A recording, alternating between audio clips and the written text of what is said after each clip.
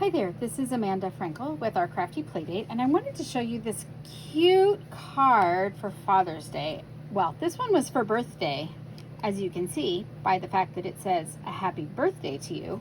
However, since Father's Day is right around the corner and we all need a quick card, this I would have to say is back to the lazy girl cards I was talking about a couple weeks ago.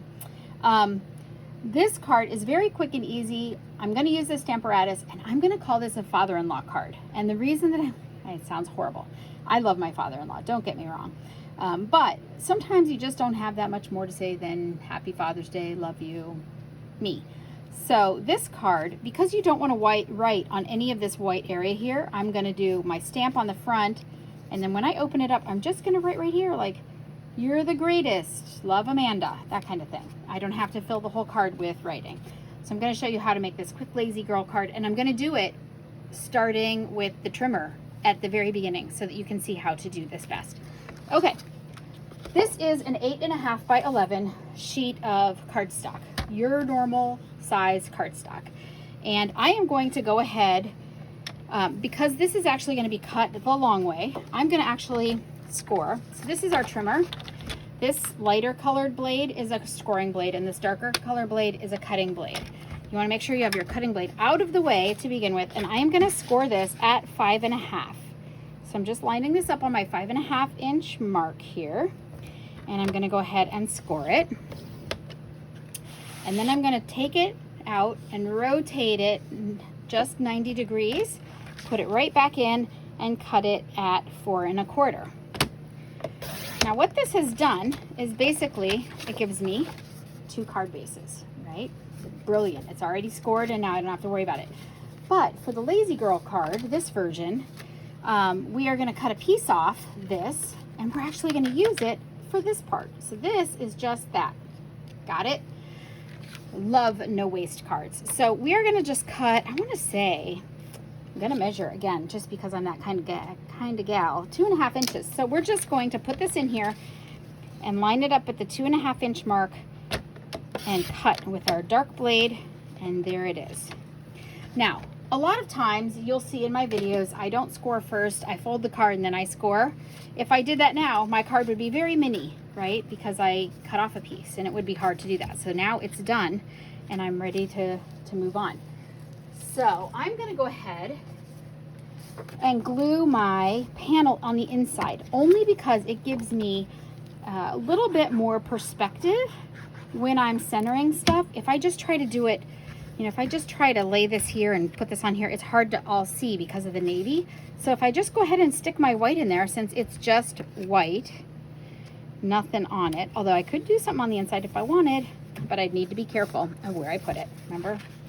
Okay, so that's going to give me some more perspective. Now, the paper that I'm going to use, because this is just a designer series paper here, the paper that I am going to use here is from this pack here called Well Suited.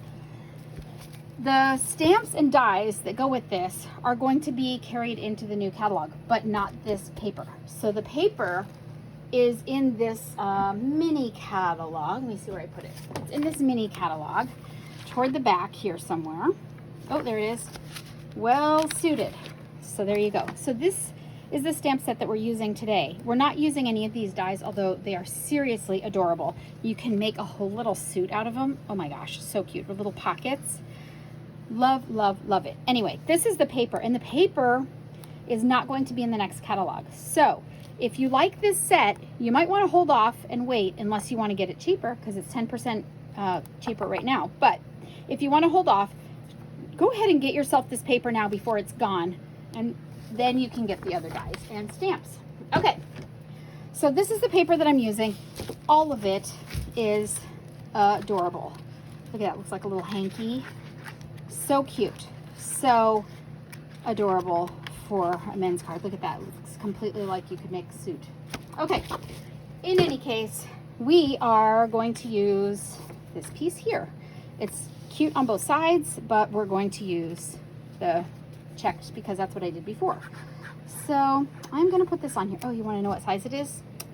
Is that what I heard? It is 2.5 by 4,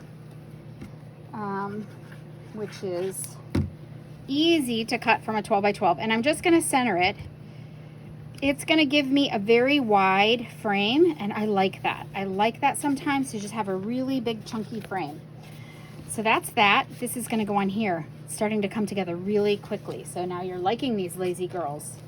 All right, so this is now 2 1/8 by 4, this paper, and it's going to fit right on there after I stamp it. And I'm going to wrap some twine, but I want to show you how I stamped it. I use a Stamparatus, again, making it easy for myself. I put my paper on here. I use a little bit myself of temporary adhesive. You can see where it's going to stamp because I've done this before, but you're going to layer it right in between. Yeah, that's my luck today. All right, you're going to layer it right in those little hash marks, and then I know that it's always going to go in the same place. A lot of times you want to put it right up in the corner, but sometimes when you do, if you have it too close and it's a small piece of paper like this, it really is hard to get a good image there. It's a little harder. This makes it so much easier. And now I would be able to stamp my happy birthday, but since it's almost Father's Day, I'm going to peel those babies off and put them aside, and I'm going to pull out my stamp set and get out my got it out already. Don't you love when you do that? I'm going to get out my Father's Day card stamp. Here it is. Okay, I already got it out. See, I was kind of ready and then not.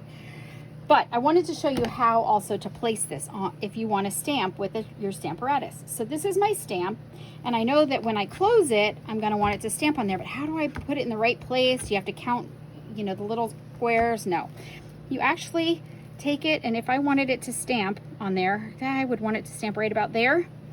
Perfect. I'm going to close this and push on it, and it's picked up, and it's going to be right in the right place. So that is fabulous. So easy. Night of Navy. Ink it up. Okay. Set that down where I can put my hand in it. Give it a good press. Ah! All right, well, that happens too sometimes. And so then we just remember that we have two sides of our paper, and we just rub off the temporary adhesive. Have you guys ever done that? You push too hard and you're just all excited, and you remember, why am I pushing? Because this is a stamp and I don't have to push on it.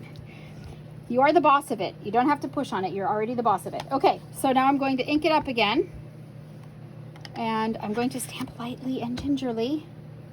Lightly and gingerly. Let's see how that did. Oh, much better. Okay, so it's right where I want it. And now I am going to wrap some twine. So if I were to stick this on here right away and then wrap the twine, it would be, the twine would show when I opened my card. My twine would be right here. But if I wrap it before I put my twine, or if I twine it before I stick it on there, it's going to be able to hide.